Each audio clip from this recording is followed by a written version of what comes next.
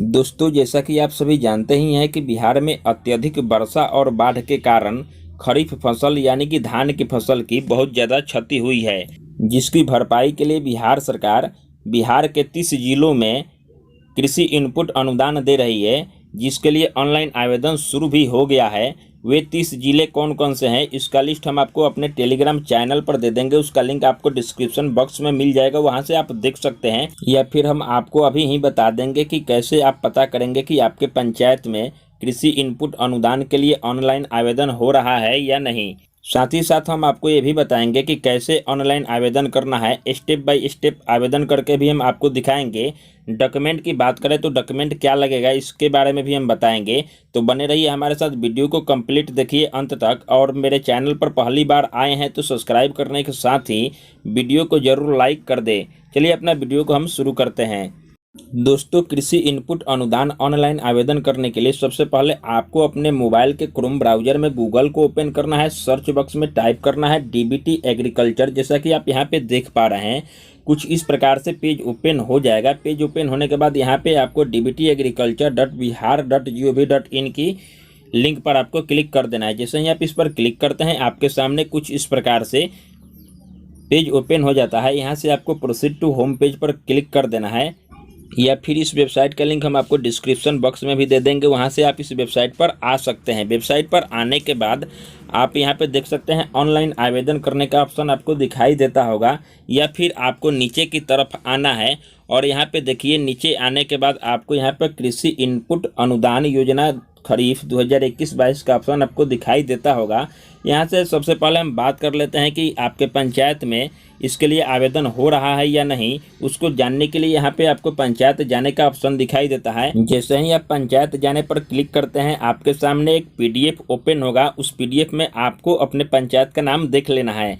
तो चलिए अब हम आपको बताते हैं कि अगर आपका पंचायत लिस्ट में है तो आपको आवेदन कैसे करना है कृषि इनपुट अनुदान के लिए। तो उसके लिए आपको देखिए, यहाँ पे आवेदन का ऑप्शन दिखाई देता है, इस पर आपको क्लिक कर देना है। जैसे ही आवेदन करे पर आप क्लिक करते हैं, आपके सामने कुछ इस प्रकार से इंटरफेस आता है। यहाँ पे आपको दो ऑप्शन दिखाई देता है, CSC और जनरल यूजर। तो आपको यहाँ पे जनरल यूजर पर क्लिक कर देना है। जैसे ही आप जनरल यूजर पर क्लिक करते हैं, आपके सामने कुछ इस प्रकार से पेज ओपन हो जाता है। आपको नीचे की तरफ आना है और यहाँ पे सबसे पहले आपको किसान रजिस्ट्रेशन नंबर यहाँ पे डाल देना होगा। जो किसान संख्या आपको मिला हुआ है किसान कार्ड बनवाते समय, उसका नंबर आपको यहाँ पे डाल देना है और यहाँ से सर्च करना होगा।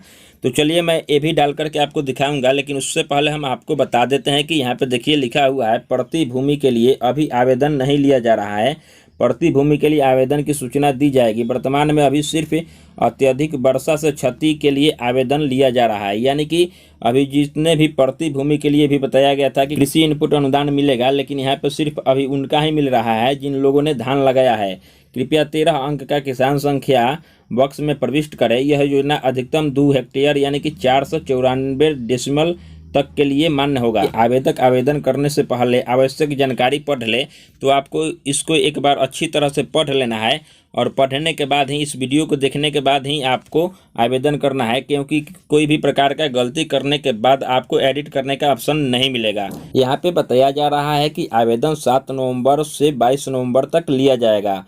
प्रति हेक्टेयर 6800 रुपये दिया जाएगा। अब हम डॉक्यूमेंट की बात करें तो यहाँ पे स्वयं भूधारी होने की स्थिति में आपको LPC या जमीन का रसीद या वंशावली जमाबंदी क्रय विक्रय पत्र आपको किसी एक डॉक्यूमेंट को देना होगा।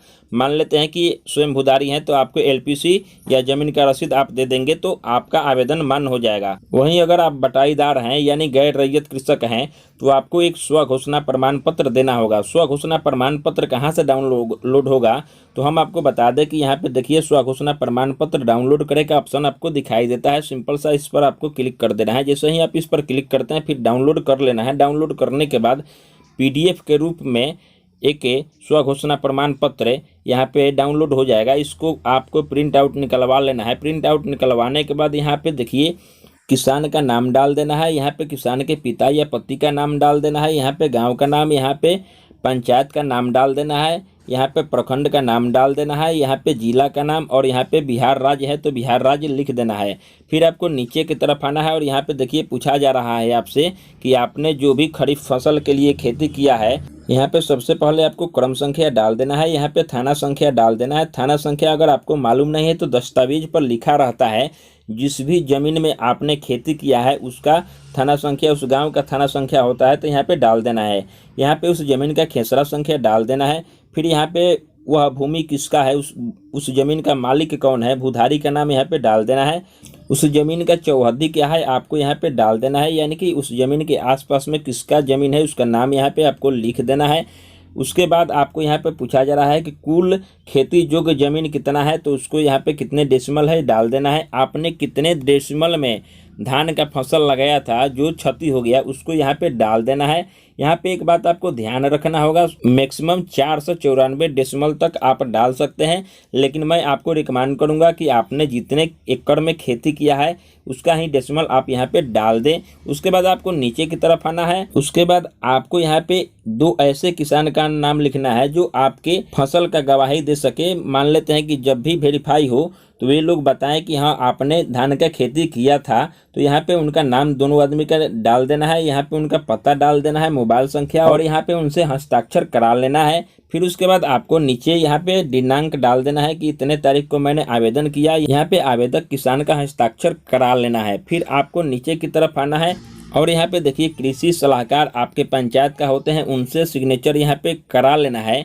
या फिर कृषि सलाहकार से आप सिग्नेचर करा नहीं पाते हैं तो आपको यहाँ पे वार्ड सदस्य से सिग्नेचर मुहर करा लेना है, हस्ताक्षर करा लेना है। उनके पास एक मुहर होता है, मुहर लगवा लेना है। फिर इसको आपको PDF फाइल में बना करके और अपलोड करना होगा। अपलोड कैसे करना है तो चलिए मैं आपको बताता हूँ कि अपलोड आपको कब करना होगा। तो चलिए मैं आपको स्टेप बाय स्टेप आवेदन करके दिखाता हूं। तो सबसे पहले आपको यहां पे एक पंजीकरण संख्या, किसान पंजीकरण संख्या डालना होगा, जैसा कि मैंने आपको बताया।